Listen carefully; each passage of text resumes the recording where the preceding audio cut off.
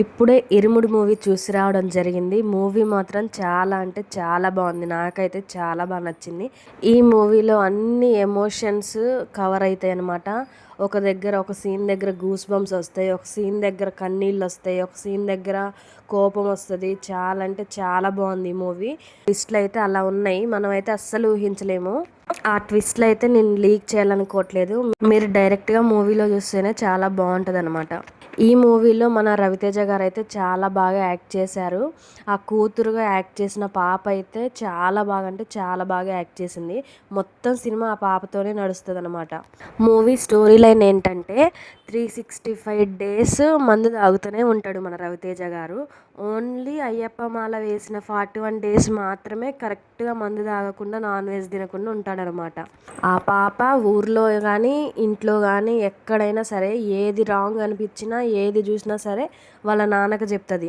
వాళ్ళ నాన్నకి రాంగ్ అనిపిస్తే వాళ్ళని కొట్టడం, గొడవకి వెళ్ళడం అట్లా చేస్తాడనమాట మిగతా డేస్లో. మనకి ట్రైలర్లో చూపించినట్టుగా టీచరు స్పెషల్ క్లాసెస్ అని స్టూడెంట్స్ని ఎక్కడికి తీసుకెళ్తుంది, ఏం చేస్తుంది, హీరో వాళ్ళని ఎలా కాపాడాడు అన్నదే మూవీ అనమాట. చివరికి ఇంటర్వెల్ తర్వాత మాత్రం మూవీ చాలా అంటే చాలా బాగుంటుంది. లాస్ట్ క్లైమాక్స్ అయితే ఖచ్చితంగా ప్రతి ఒక్కరు ఏడవాల్సిందే. నేను వెళ్ళిన థియేటర్లో అయితే లేడీస్ ఆల్మోస్ట్ ఏడుస్తూనే ఉన్నారనమాట.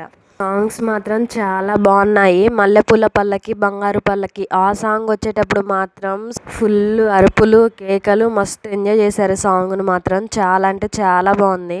ఫైనల్గా ఈ మూవీ గురించి చెప్పాలనుకున్నది ఒక్కటే, సినిమా మాత్రం చాలా అంటే చాలా బాగుంది. రవితేజ గారికి బ్లాక్ బస్టర్ హిట్ పడ్డట్టే. మూవీలో రవితేజ ఆ పాపకి ఒకటే నేర్పిస్తాడు, ఒక ఆడబిడ్డ భయంతో కాదు తన తండ్రి తనకి తోడుంటే ఎంత ధైర్యంగా ముందుకు నడవచ్చు అని చెప్పే సినిమా ఇది.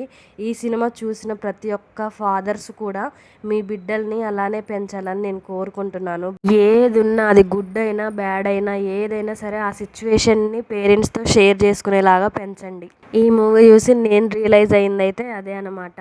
ఇది జస్ట్ నా ఒపీనియన్ మాత్రమే. మీలో ఎంతమందికి నాకు అనిపించినట్టు మీకు అనిపించిందో కామెంట్ చేయండి. అలాగే ఏమైనా మిస్టేక్స్ ఉంటే క్షమించండి. ఇది జస్ట్ నా ఒపీనియన్ మాత్రమే. నా రివ్యూ కనుక మీకు నచ్చినట్లయితే please like, share and subscribe. Thank you.